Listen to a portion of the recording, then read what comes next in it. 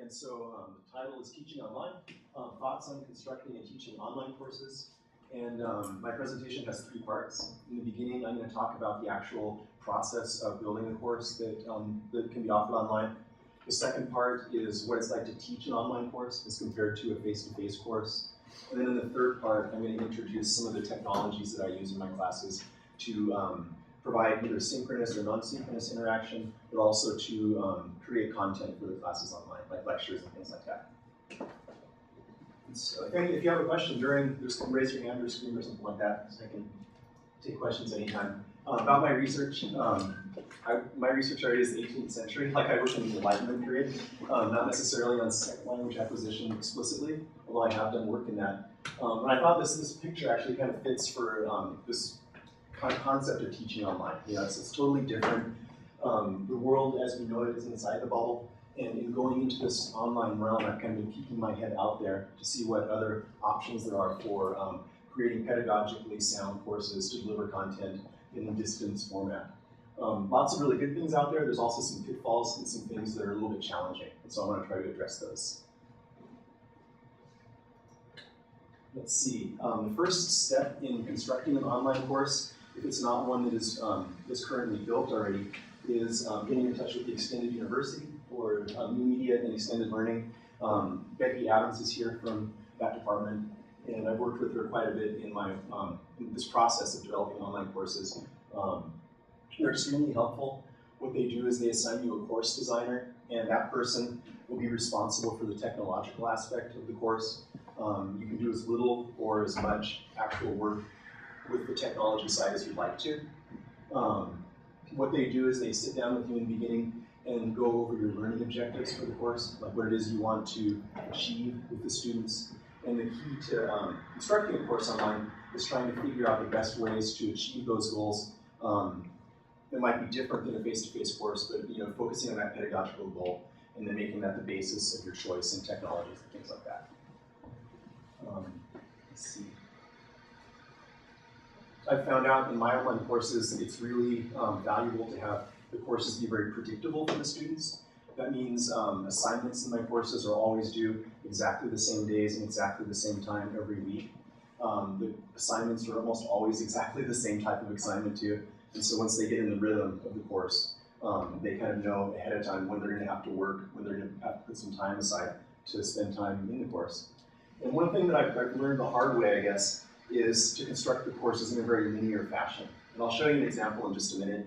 At the end of the presentation, I also have 2 of my online courses that I'll show you kind of the format and how they're set up. By linear, I mean that on the assignment sheet, here's an example.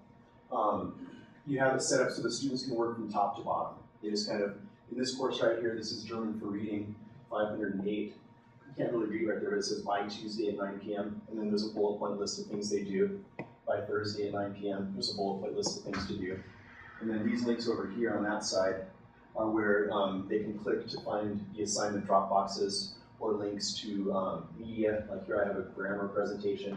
That's a kind of a lecture I've recorded for them, and they read the book, and then they'll go through that by themselves. Let's see. Now, this is the second part of the talk, pedagogical considerations, and I have a quote from Walter Benjamin, a German critical theorist, from his essay, The Work of Art in the Age of Mechanical Reproducibility. And the quote is, "The feeling of strangeness that overcomes the actor before the camera is basically of the same kind as the estrangement felt before one's own image in the mirror. But now the reflected image has become separable, transportable, and where is it transported? Before the public." And I was reading this essay for a class, and I read that quote, and I was like, that's just like teaching online, because you're used to teaching, seeing your students, kind of knowing how they're interacting, knowing how they're adjusting to the material or absorbing the material. In this one, you create all this stuff, like lectures, assignments and things like that. You just kind of put it on the screen, and then somewhere else, the students are looking at another screen and working with that material. So it's kind of like disembodied teaching or something like that. It's kind of weird feeling of estrangement. Wondering if they're doing it, wondering if they're understanding, wondering how things are going. And what I've kind of done is developed some I guess, procedures to try to help bridge this estrangement or bridge the gap between the mediated dimension of online teaching. And so to lessening the distance and distance education, email and discussion boards. It's kind of, I guess it's a little bit, it's a little bit intensive, but what I do whenever I get to my computer, like in the morning when I turn it on, or in the afternoon after lunch, I just go to the courses, I look if there's emails, I look at the discussion boards, and I spend 15 minutes answering questions. If you do that very often, the students, I think, get a feeling that you're there, and not just out at the beach somewhere, teaching from your cell phone or something like that. And so I try to do that as often as possible, and especially in the lower division courses, like in my German 101 class, I try to give students feedback on how they're doing in the course very often, a lot more often than the face-to-face course, and early in the semester, and especially early if I see them kind of missing assignments or if they don't seem to be participating. I try to just send them a little email and say, hey, wondering if everything's okay, if there's anything I can do to help you, and stuff like that. Another thing I do, and this is a lot of these things that I've learned from teaching online, you can actually do that in your face-to-face courses. I offer virtual office hours, where I either enter into the chat room in WebCT, or I use a web conferencing program that I'll show you in a minute to just be there, and they can pop in and ask questions and talk and stuff like that if they want to. Can I ask you a quick question? Since you talk about the virtual office hours, I'm really curious because I think we should be kind of switching towards those, and I mean, not completely abandoning the physical office hours, but right. We have technology. Why not just look at the person? We can be anywhere. So, did you find that students use those a lot, the virtual office hours, from your experience teaching the online? Especially in the beginning of the course, when they're getting used to the format and they're not really comfortable in the environment, I had a lot more people stopping in and chatting with me. Sometimes if there's an assignment due, like a larger group work or something like that, I'll have a special office hour like on Sunday night or something. And when I have those, more people tend to come. But it's just like regular office hours. Some students always come, some students never come, even though they should. Usually the ones that don't come are the ones that should come, and the ones that come shouldn't be coming because they're getting A+ and stuff like that. But it's kind of the same. It's kind of the same, I think, in terms of numbers and in terms of frequency. Any other questions? Okay, let's go ahead and push forward.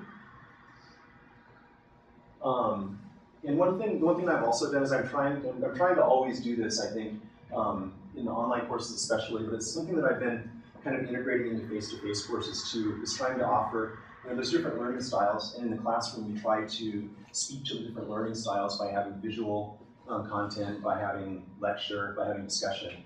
And what I've tried to do is offer the students a lot of video recordings, not necessarily videos of me talking, but there's a program I'll show you in a minute where you can take a screenshot and do a voiceover on the screenshot. It's really, really effective for doing lectures, for giving students feedback and stuff like that. And audio recordings too. There's a program that I'll show you in a minute called Audacity, where you can record your voice. And I've actually used that in face-to-face courses too, to give feedback after, say, a midterm or a final. And then, if it's a German class, I give them feedback in German. And so, like, their actual feedback turns into an activity where they can learn something by being exposed to, more content, more language. And then in WebCT, I don't know if you guys have noticed that, there's a thing called a roster. And in the first week of class, I have an orientation week, and I ask the students to go in and post a picture of themselves and maybe put some words about their interests and things like that. And that kind of gives the students a sense of, what the class looks like, what the people are into in terms of interests. And so they can, when they work in groups and partners, they feel like they're actually working with people that have faces instead of just names and, what do they call those, net IDs that show up on the posts and stuff. Let's see. Yeah, and I just mentioned the orientation week. During the construction of the online courses, the Extended University offers you the opportunity of having an orientation week in the beginning, which I really suggest strongly, because it gives you a chance to give the students an introduction to the technology without it necessarily being high stakes. There's not already, you're already learning German in the first week. We're just kind of learning the system. And in the orientation week, I've gotten to where I put a lot of videos up. I have like an introduction video of me, like sitting, by the bookshelf looking really smart and talking about the class. And I do a webcam, so I show them the actual website, and I say, okay, the next step is to click on that. And then the other one is like an intro to the actual structure of the course, via a screenshot recorded over with my voice. And I'll show you that at the end too. But it makes it a lot less stressful. It makes the students, I think, bond more as a group when they have this kind of low stakes interaction in the beginning.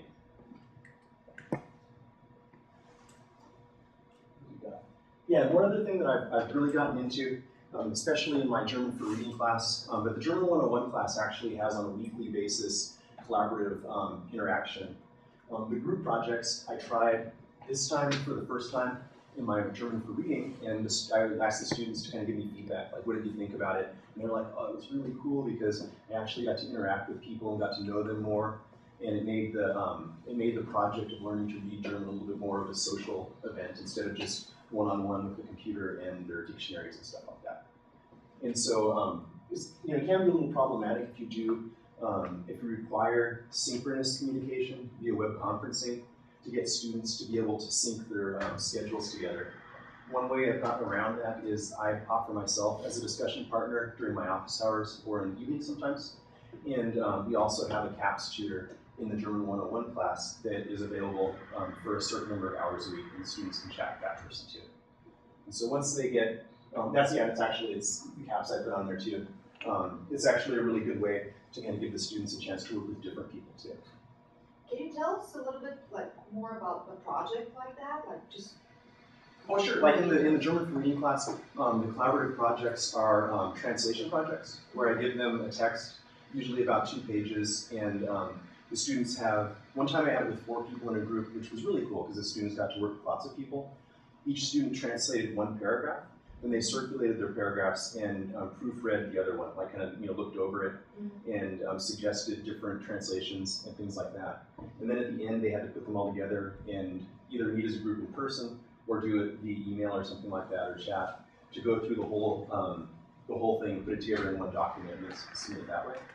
In the 101 class, the projects I've done have been mostly communication. Like I have the students either meet in web conferencing and prepare, like, say, 5 to 10 questions, go into the web conferencing and do a short dialogue, or I have them do that also in chat, like in the text chatting. So the projects aren't as extensive in the 101. I'm going to be building a German 336 class for next semester. It'll have more collaborative kind of group interpretation projects. I'm not really sure what I'm going to do yet, honestly, but it'll be kind of fun to see how that goes. Any other questions? Okay. Oh yeah, the social events, like in the German department, we have a weekly meeting where everybody can hang out and have pizza and beer and stuff like that. And so I try to encourage the students from the online course to join us. And we also have study sessions. Like there's a conversation group here in the language lab that the students can come and take part in. Or there's one student right now that's that kind of like A+ overachieving student that is wanted to do a vocabulary meeting this week. And so I sent out an email to the class, and there's some of them that are going to meet in the library and work on vocabulary together. So stuff like that. Let's see. Okay, so this is the technology part of the talk. And this I'm sure everybody's familiar with. This is the discussions whiteboard part of WebCT. And this one I use for non-synchronous interaction. Either the students can go in there and post questions about the readings for the week or grammar questions, or they can go in there for communication. Like at the end of the week, I have something called free communication, where the students are supposed to construct like 5 sentences each, and then they have to answer 5 questions from somebody else. So they kind of do that Sunday evenings usually. And if I'm free and like haven't had too many cocktails, I'll go in there and join them too. But yeah, so that's pretty like basic there. Another one that's been really a good tool for the online course is the chat function on WebCT. We have like Guten Tag. They can go in here, and it's just like, everybody's chatted before, I think. It's just like an online chat room, except for it's restricted to the class. They have tools over here to be able to draw and to be able to type things in special characters. What's really cool about this is it'll actually automatically save the conversation for you. So I have chat rooms set up with names of students on them that I paired together. And then usually once a week, they're required to go in here and do a text chat based on an activity in the book, or they can also go in there and chat with the CAPS person if they want, if they have questions, or me. Sometimes I'll have my office hour in this format. Yeah, so that's that. Let's see, another technology that's, it's really a cool tool, but sometimes it's a little bit hard to get students to be able to use it effectively, I think, just because it's hard to coordinate time, and sometimes they have a little bit of issues with it on their computer with the microphones. This is called Illuminate, and it has a lot of basic functions, like the chat over here. You can do text chat. You have all the tools for formatting. You have a place here to draw stuff. But what's really cool about it is it has the capacity to do voice interaction, like up to, I think, was it like 4 or 6 people? 6 synchronous. Okay, so, yeah. But it can, your whole class can talk, they just have to be allowed to. They just have to wait, yeah. And so you can have either office hours here, or I have the students, sometimes on Sundays I'll have them go in here and do their, instead of doing a text chat, I have them do a voice chat, where they go in here and ask each other their questions. I found in the 101 class, it was really effective for me to separate voice interaction into pronunciation practice and interaction via chat. There's research that shows that texting and doing chat like over the over a keyboard actually facilitates language acquisition as well, which makes sense. I mean, like sign language, the language, all these. It's just another way of processing the language, and so I've actually moved in that direction with the interaction 101, just because I found that it's a little easier for them to use the text chat, and some of the students were getting frustrated with this program, and so they just didn't do it, But something like you were saying, like Skype might be a cool way to do some kind of interaction. The only problem with Skype is that it doesn't record it for you, and that's what is cool about this thing is after the students talk in it, it automatically saves the file, the conversation. There's one time there was students, they were in there for like an hour and a half, and I don't think they realized it was recording because they were doing their questions, and then the students were like, "Oh, I bet the professor just sits at home and laughs at us trying to talk German." So I wrote back, "Oh, I didn't sit at home and laugh, but that is actually what's funny." So where can you get this program from? Is it just UNM or? It's integrated into WebCT. Like I guess we subscribe to it. For fully online courses only, right now we're really trying to get the funds to be able to give it to all courses, but right now it's just for fully online courses. And if you don't mind, we also have a pretty robust tech support that will work with your students ahead of time so they don't have those problems. And I know that that's kind of the learning curve for our instructors to know how to do that as well. Yeah. So we do offer that. When do you project of like distributing it to other faculty? Because I would definitely use something like this in my regular class. Really? Mm-hmm. So, how can you see integrating it? Like, what would you an example of how you use it? Well, it's as assignments, because they rarely. I mean, the only time we can get them, I can get them to talk, force them to talk, is during oral exams when they come to my office because I have 26 students. Yeah. They cannot talk during 15-minute class, not all of them. Mm-hmm. So this will be a great assignment for them to do at home. Mm-hmm. You know what I'm saying? And then the fact that you can record it, it's great because I can actually grade it afterwards in my own time. Yeah, and what's really cool with the Audacity program, what I've done is I have the students submit files of them, speaking, pronouncing an activity, and I listen to it, and I actually record myself giving them feedback. So, that'd be something you could do in conjunction with this. The feedback. You can listen to it and then just, give them feedback, say, listen and repeat this word, that kind of thing. Audacity is freeware, right? Yeah, it's freeware.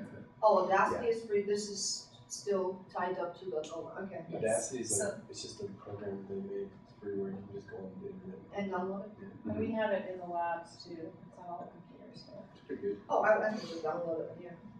So what I would suggest is if you think this would be helpful for your regular students, talk to your chair, get your chair to talk to us. And there's also a faculty survey going out, and we have them every so often for technology surveys. Mention that. Just keep mentioning it. Okay. Because what we do is what faculty want. And that's the chain of students. command. I go to our chair, and then he communicates with. So if you can get, if you can get your voice heard, we're trying to listen to faculty, and that's where the funding comes from. Is our faculty want. So keep saying it. Okay, thank you. Okay, cool. Thanks, Becky. And this is Audacity. Actually, we were just talking about. It's freeware, and But he was saying they have, they do provide tech support. A lot of, especially in the orientation week, they have presentations for students that you can have built into your orientation that shows them how to download the program, explains how to use it, and explains where to go if there's problems. But this one, there's rarely problems with it once they have it downloaded and set up. It's basically just, you just kind of press record, press stop, and then you save the file as an MP3. It's really, really easy. And it's kind of fun too. If you get in there and play with it, you can do Darth Vader voice and stuff like that. All kinds of different, special effects. What kind of microphone do you use? I have a headset with a little, like one of those, like a pilot kind of a thing. Oh, so it's not enough to have your mic built in the computer. It'll work. It will work. Yeah, it'll work. I mean, for the 101 class, I recommend the students get some kind of a headset like that, just because they have to do quite a bit of recording, and I think it's cleaner. I was just wondering about like a high quality mic for audio recording. They probably would. Yeah. But I know that if you have, like, if you're on Illuminate and you don't have a mic, and you're just talking, there'll be a lot of echoing, there'll be a lot of feedback and stuff. So you don't want to do that. Okay.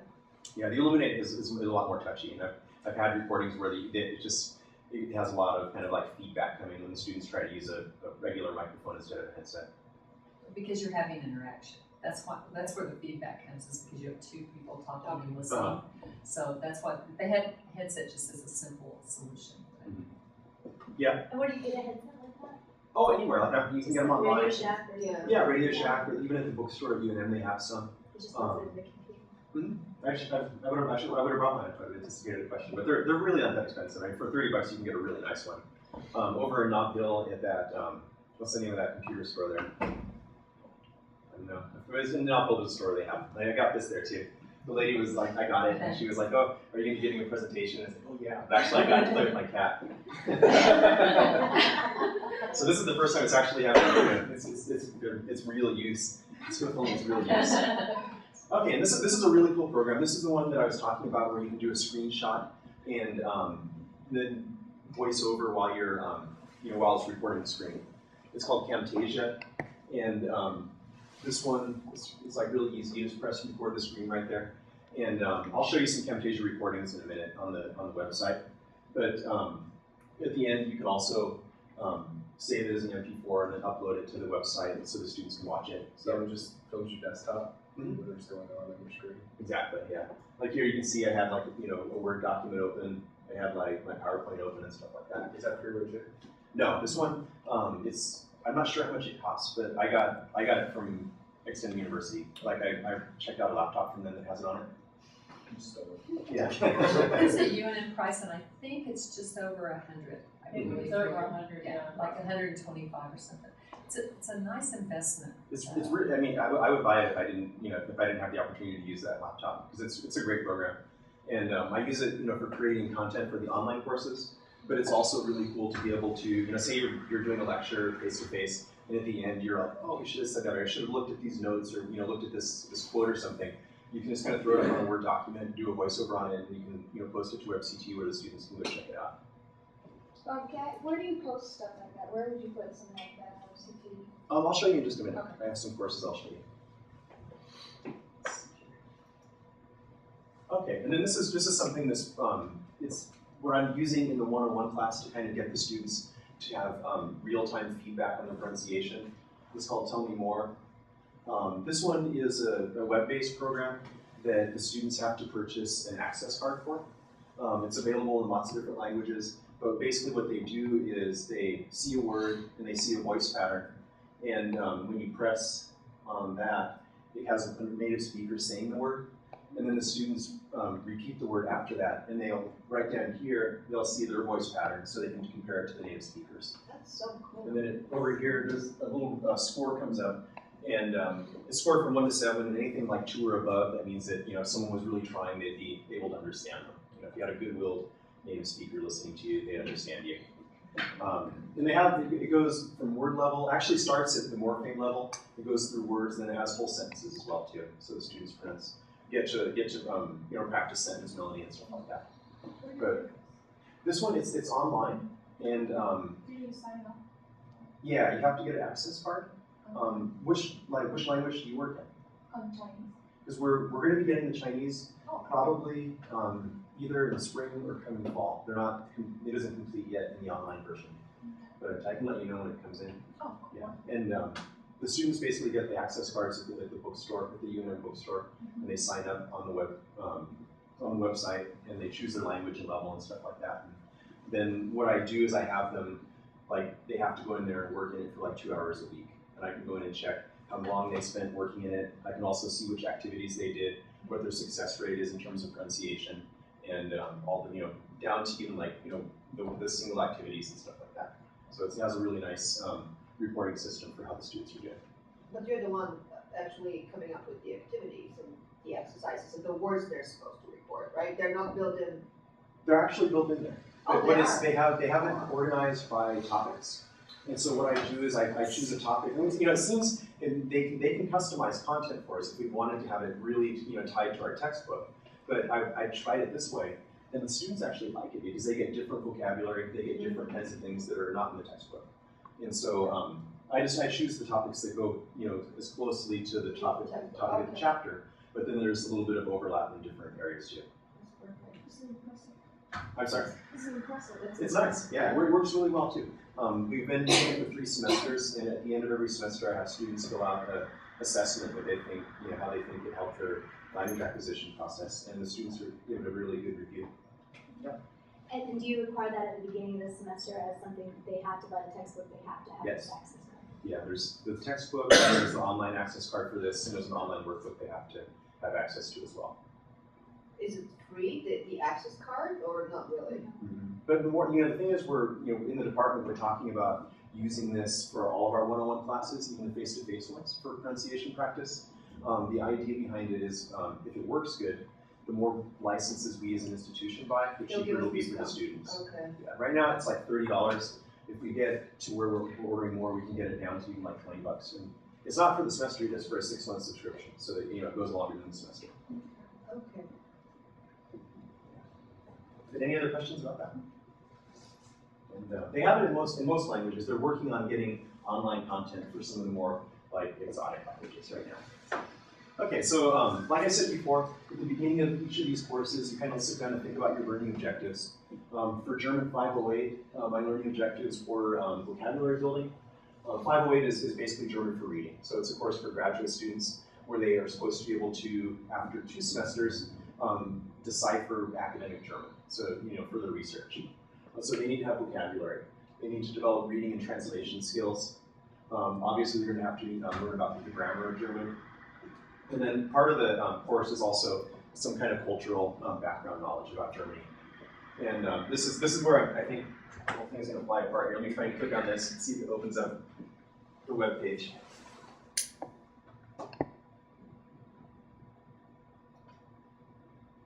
Cool.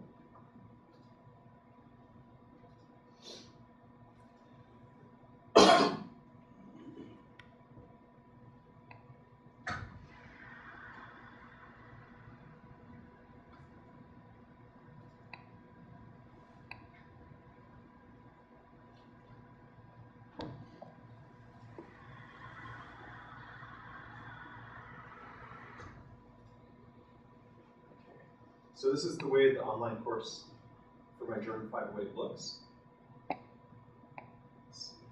Yeah. I'll just give a brief introduction of how it's set up. Each of those icons there are what's called a learning module. And in this course, I have 1 module per week. In the other course, I have modules stretch over 3 weeks. Each of the modules is set up exactly the same. I'll show one of those in just a second. But what I want to show first is this thing right there. It's an example of a Camtasia screen recording. Let's see how that goes.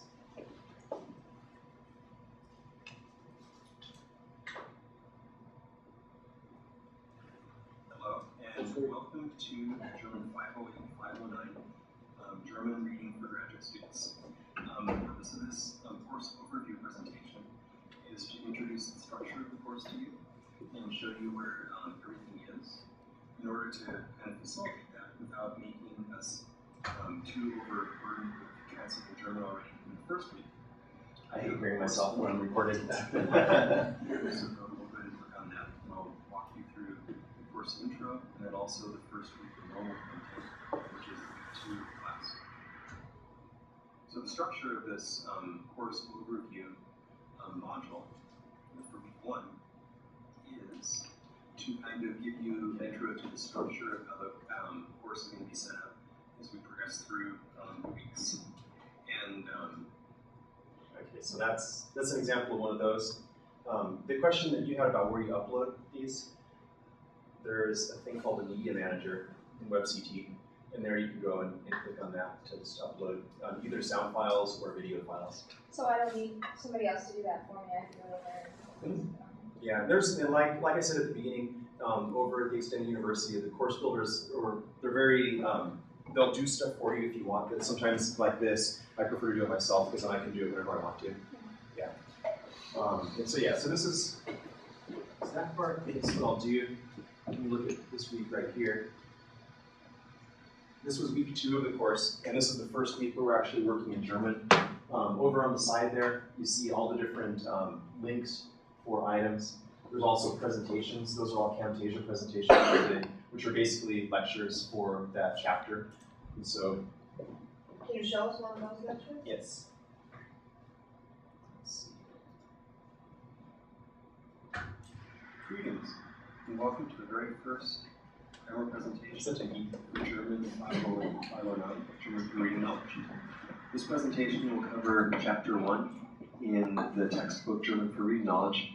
And you might ask yourself why I do these presentations when you can read the book and get the information out of the book. And what I like to do in these presentations actually is not just go over what was in the book, but try to highlight some of the stuff that was important or things that I think you might want to focus on as we progress through the chapter. And so Chapter 1 in the book is about nouns and also about, please yourself on that. If you look at page 2 and 3 in the textbook, you can actually write there are a couple of really important recording pages it, where they give you some basic rules like you that. can follow to know what the gender of the noun would be. But Is that enough, Tanya? It's great. I'm just so like thrilled with all this thing. It's amazing. I didn't know the Extended University was so great. But just, I mean, just kind of, you're thinking about the pedagogical goals. I break up the week into 2 main blocks. In the beginning of the week, they're doing the grammar presentation. They do a quiz in the assessments part of WebCT. And then, let's see, I have them also, let's see, down here, on Thursday. So the first part is the grammar and the textbook. The second part of the week, they do practice sentences, which are, translations of sentences. They have to actually try to do them as accurately as possible. So there I have them focusing on detailed translation skills for, word by word parsing the sentence. And then at the end of the week, I have them do what's called a reading comprehension reading. This kind of, they're not supposed to translate it word by word. They're supposed to read it and try to get to the general gist of the text. And I have them answer some reading comprehension questions for that. The texts themselves, they're pretty diverse in their topics, and so they kind of get their cultural knowledge through the different texts. Like there's ones from humanities, there's scientific texts, there's texts about the history of Germany, about the political system of Germany and stuff like that. Yeah. And so that's this course, and like I said before, it's really linear. They just kind of work their way down. Over here, all the stuff like they start at the top there too and work their way down, and so they kind of know how they orient themselves in the class.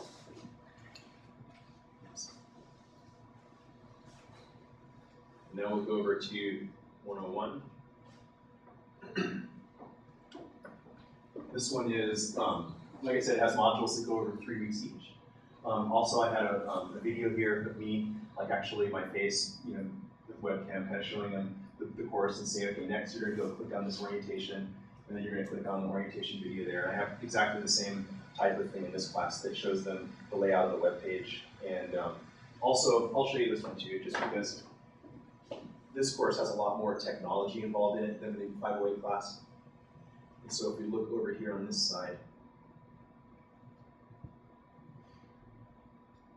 all of these things right here are meant to give them orientations into the various technologies. Starting at the top, there's my introduction video of the website. Then we have outside sites, like I have them go to an online workbook. I also have them going to Tell Me More, which is outside of this site. So there's some information there for that. There's discussion boards. And then down here, there's Audacity download. What that is a Camtasia presentation from Extended University that explains in detail how they download that program and install it. I also have a Tell Me More registration video that walks them through the registration process for that. And for web conferencing, there's also an introduction to that from Extended University that they provided. And so the assignments for the first week are just kind of getting them to sign up for the different programs, to download the programs they need, and then to use them as well. So I have them do a sample recording on Audacity to make sure it's all set up right, and I have them go into Tell Me More and sign up, and then I check to make sure they signed up, and just kind of assure that they're participating in the class.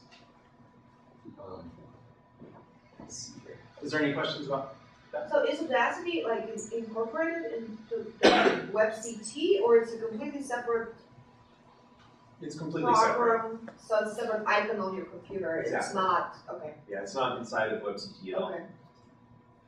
Let's see. So this is, let's see. So this is the very first learning module.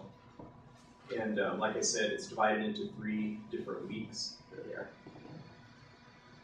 Week 2, 3, and 4 of the course. And each of these things right here is an assignment page. It's set up just like the other class. They start from the top and work their way down. Like here.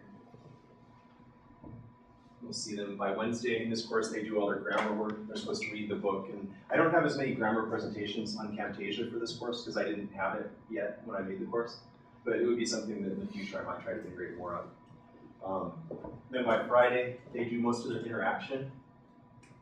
Let's see here. Oh, this is probably a bad week to look at because it's the very first week. So there really wasn't a whole lot of assignments. But here we go. By Friday, I have them doing, let's see, this one is an Audacity recording.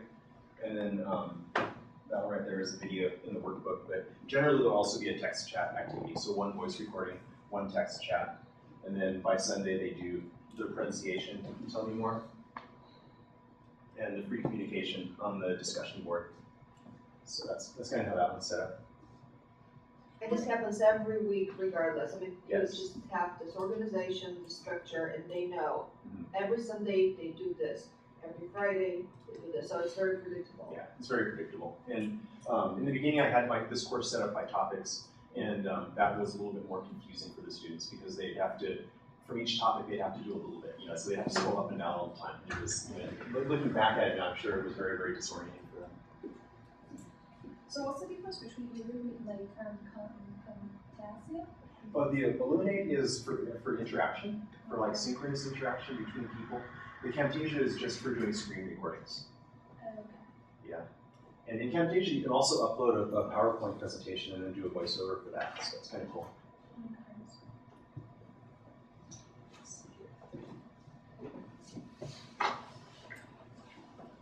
Oh. I'm really not. Does anybody know how to get my other thing back? I foresaw this happening, but I have no idea how to get to that. There we go. Okay, so we have one last slide. There we go. I see what you did there. I like that kind of spun in like that. I went to a presentation once from that guy that does the PhD comment. It's this really funny kind of like academic comment. He came to UC Irvine and presented, and his PowerPoint had all the slides kind of spinning in from the sides and stuff like that. So exactly the way you're not supposed to do it. Yeah. But does anybody have any questions? I want that. Okay, I'll come to you. I have a question real quick. I don't know if it's too specific, but you have all these assignments that you give, and how do you grade those? Like, what do you consider those? Are they individual, like the grammar is a separate grade, or are they? Oh yeah, like the for the 101 class, the grammar, the activity is a WebCT discussion board posting. They can either post a question, they can answer someone's question, they can post about vocabulary. It's basically anything to get them engaging early in the week with the course. And so I go in there and in WebCT at the end of the week, or whenever I have time, I just go through and write in on my grade book who did it and who didn't. Right, so it's just they did it or they didn't. Pretty much for that kind of Is it stuff, like yeah. participation grade or? Exactly. In fact, it is. Yeah. Like the syllabus for the face-to-face course, I made the WebCT postings the participation grade. They also have to put, I have learning objectives for each module that are stated at the beginning of the module, and then at the end. So in this 101 class, at the end of each 3-week session, they have to go and reflect on their learning objectives and post something in their journal about that, and that's also part of the participation grade. The other assignments, there's 2 different types of assignments in WebCT. There's what are called assessments, and those are like quizzes and tests. And there's another category called assignments that basically has drop boxes for Word documents or for sound files. And so each one of those then counts as one assignment in my gradebook for them. And those are graded more because there's something to grade, really, rather than just whether they did it. Do they use the same textbooks as the other ones? Mm-hmm. They use Camtasia, yeah. It's exactly, and the workbook's exactly the same too. It's that Centro online workbook. Yeah. So how do quizzes, I guess you do all written quizzes then, but are there, how do testing parts of all the work? Do you ever bring the students in live to take a test, or are they always there at the computer and you're assuming it's really them taking it? Right, well the How do tests, you regulate all that? the assessments are timed. You can have them released at certain times, and then once the student begins, it'll close out after a certain amount of time. In what I do in the 101 is I say we're going to have the final face-to-face, and then at the end, I've actually mostly I've done it online, just because I think I can tell when the students are cheating. At the 101 level, if all of a sudden there's a subjunctive form in there, or even in past tense, then I know that they're cheating, and I just say, I'm sorry, you can't have points for this because you're using an online translator. I make that in my introduction video. I make that very clear. I say that I can tell if you're using an online translator. It's okay to use an online dictionary, but just not the whole sentence level kind of a translation device, because they simply don't work, and it's easy to tell. I do that by putting a text from German. I get a little paragraph of German, I run it through one, and show them what the English looks like. And I say, do you want that to be your presentation for them to meet? As I don't think you do. Do they do things like oral presentations and where they have to put together something and present it to everybody? Or, yeah. For the midterm in 101, I have them do a report about they can choose some famous German from history or today. They record it and they do the thing. And they write it out and they submit it, and I give them feedback on it. And then after it's corrected, then they record it and they upload it to a Dropbox where the other students can go and listen to the other recordings if they like. But they read it when they're actually doing it. Mm-hmm. Yeah. And at the end of the course, I have them do a discussion, like what they call oral test with me. Either they can come on campus or we can go to the Illuminate program and do that. So most of the students are on campus anyway, so they stop in for office hour, they can stop in for something like that. In my 101 class, I think I have 4 people currently that aren't living in Albuquerque. As far away, one's in Georgia, one's in California. In 508, I have a bunch of students that don't live here because they're dissertating PhD students that meet their language requirement, and that course works really well for them.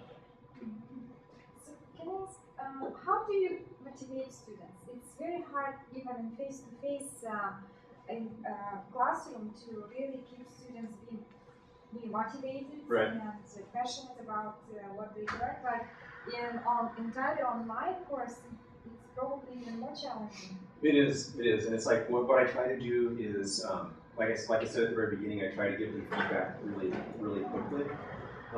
If I notice a student isn't participating, I write them an email and ask them if they need help. So I think you have to be a lot more attentive to stuff like that in an online course. But part of the structure of the course is intended to kind of get them engaged with it early in the week. That's why I have the discussion board posting by Wednesday for 101, so that at least by Wednesday they've opened the course and they're starting to work on it. So they don't just leave it till the end and then get overwhelmed and not do it. And also in online courses, there is a danger that students will start working on their own only. There is a lack of interactive part, right? Did you notice that as far as you were telling that your assignments are mostly translation and written assignments, do you notice that there is a lack of communication in such kind of courses? It's more difficult to get genuine communication. In the 508 course, there's no speaking component. They don't learn to speak German, so there isn't really a need for them to interact at a spoken level. In the collaborative translation projects, they interact at kind of an intellectual level. in 101, I've kind of had, I've compromised, a few different compromises with the students, just because it is difficult with schedules and things like that to have them interacting all the time for these chats, like in the web conferencing. But in order to still, I think, effectively give them a chance to acquire interaction abilities, I moved that into the chat room. And I have them do more in the tell me more, not do for pronunciation. But yeah, it's a lot more. I think the students that self-select for these kind of courses a lot of times are students that prefer that kind of experience, I think. And so I realized when I was forcing them to go into the web conferencing all the time, some of the students were like really like anxious about it too. And so I decided not to push back as hard, but I made it a little bit. I still have them interacting in the chat, and I still have them doing pronunciation and stuff. So it's a large portion of your grade then, right? Final grade that they need to interact. How much percentage do you give for interaction of the total grade? Oh god, well the interactive activities are part of the homework section of the grade. The homework in this class is 25%.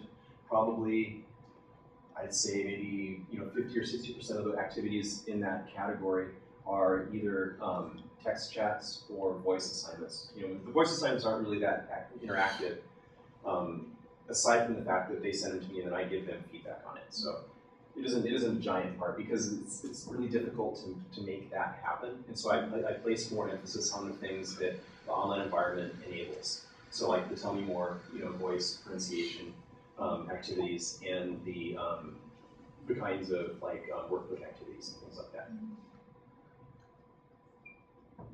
Any other questions?